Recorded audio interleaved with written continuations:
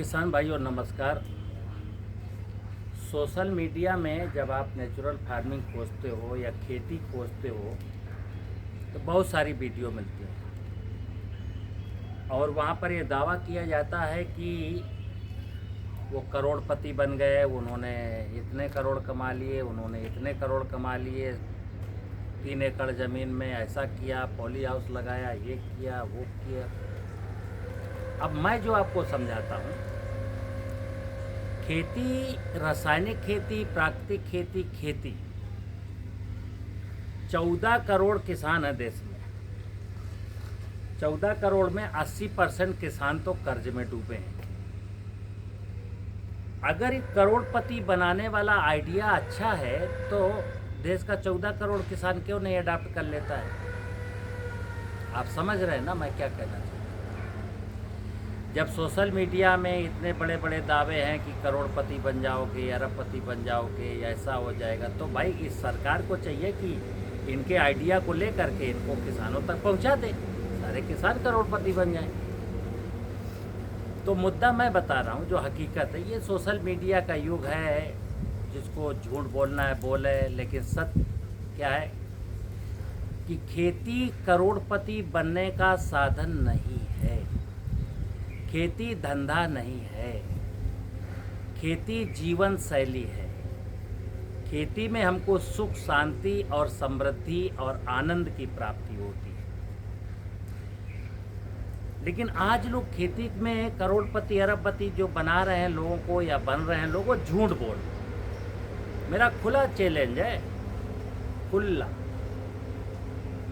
कि कोई भी व्यक्ति देश का आए और हमको बताए कि जो सोशल मीडिया में आप दावा कर रहे हो कि वो आदमी 7 एकड़ में 3 साल खेती करके 33 करोड़ का मालिक बन गया, जरा मेरा इंटरव्यू, मेरा मुलाकात कराओ। मित्र, अरबपति करोड़पति सिर्फ और सिर्फ चोरी करके बना जा सकता है। जैसे आज बहुत सारे लोग वैल्यू एडिशन के नाम पर, ऑर्गेनिक के नाम पर, नेचुरल के नाम पर मार्केटिंग कर रहे हैं। नेचुरल फूड की एक बहुत बड़ी मार्केट पूरे देश में खड़ी हो गई। मैं तो देश के कोने कोने के किसानों से जुड़ा हूँ। मुझे तो कोई किसान नेचुरल फार्मिंग करता हुआ दिखता नहीं। हाँ, नेचुरल फार्मिंग कार्यक्रम के अंतर्गत लाखों किसानों ने पंजीकरण जरूर कराया। नेचुरल फार्मिंग में पंजीकरण कराना, रजिस्टर्ड हो जाना अलग चीज़ है और नेचुरल फार्मिंग करना अलग चीज़। तो अब जो नेचुरल फूड प्रोडक्ट की मार्केटिंग कर रहे हैं वो क्या करते हैं, पूछते हैं कंप्यूटर से, गूगल से कि कितने लोग देश में, किस प्रांत में, किस ज़िले में नेचुरल फार्मिंग करते हैं। तो करते नहीं हैं, पंजीकृत हैं। बस उन्हीं का बायोडाटा लिया और बाज़ार से गेहूं, चना, मटर, मसूर, सब्जियां खरीदा और उनसे तो मतलब ही नहीं है। और उन्होंने कहा साहब इन फार्मर से मैं लेता हूँ। अब किसी ने सर्च किया तो वो फार्मर तो नेचुरल फार्मिंग में पंजीकृत हैं, तो लोगों को विश्वास हो गया।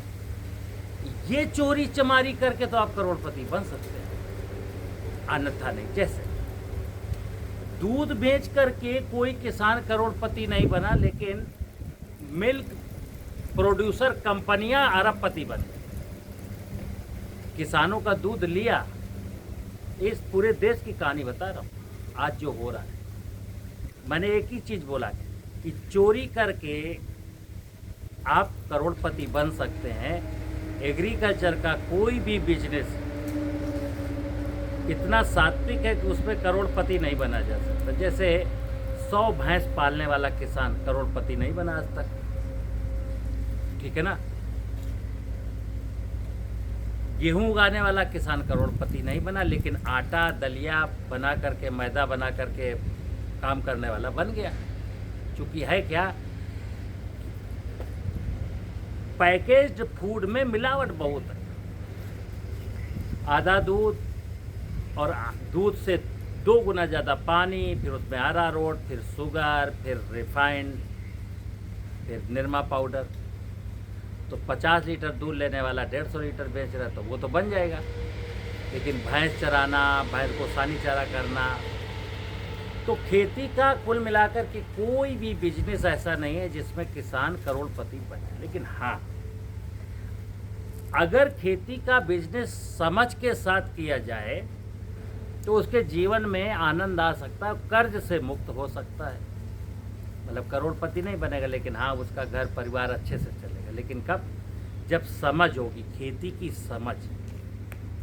जैसे आज भैंस पालने वाला व्यक्ति भूसा खरीदता है, दाना खरीदता है, खली खरीदता है, गांव में रहता है। चलो गांव में अगर भूसा हो गया तो दाना खली तो खरीदता ही है, चारा खरीदता है। शहर में जो चट्टा खोले वो तो सब कुछ खरीदता है।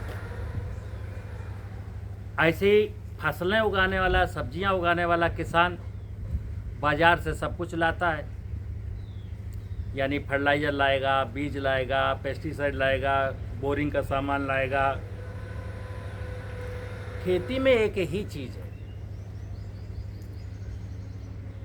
कि हमको निवेश, खेती के लिए कोई भी निवेश बाजार से ना लाना पड़े। अब इसके लिए दिमाग लगाना पड़ेगा कि अगर खेती के लिए कोई निवेश बाजार से ना लाए तो क्या करें। तो बाजार से आप क्या क्या लाते हैं? बाजार से आप बीज लाते हैं। और बीज क्यों लाते हैं? क्योंकि ट्रेडिशनल देसी बीज आपके यहाँ जो है ना, पता चला टमाटर बोया 40 कुंटल हुआ, तो लोगों ने कहा अगर हाइब्रिड बोते तो 100 कुंटल होता। देखिए आप, 40 कुंटल जो टमाटर आपका देसी हुआ वो भी आराम से हो गया, और जब हाइब्रिड लाए 100 कुंटल 150 कुंटल पैदा करने के लिए, तो आपने पहला काम तो ये किया कि 15,000 का तो बीज में लगा दिया। फिर उस बेचने वाले ने कहा देखो भाई इसको इतनी यूरिया, इतना डीएपी, इतना पोटास, इतना सल्फर चाहिए, तो उसमें आपका पैसा चला गया। फिर उसने कहा देखो जब ये छोटी सी नर्सरी हो तो नर्सरी में ये दवा डालनी है, फिर उसके बाद जब रोपाई करोगे तो ये डालना है। एक इतना बड़ा कागज़ पकड़ा देता है जिसमें दवाओं के नाम है, इस सप्ताह, अगले सप्ताह, अगले सप्ताह। सच्ची बात ये है कि किसान ने इतनी ज़्यादा लागत लगा दी कि मार्केट में जब उसकी उपज आई ना तो पता चला इतनी सस्ती हो गई, इतनी सस्ती हो गई कि कुछ मत पूछो। नमस्कार।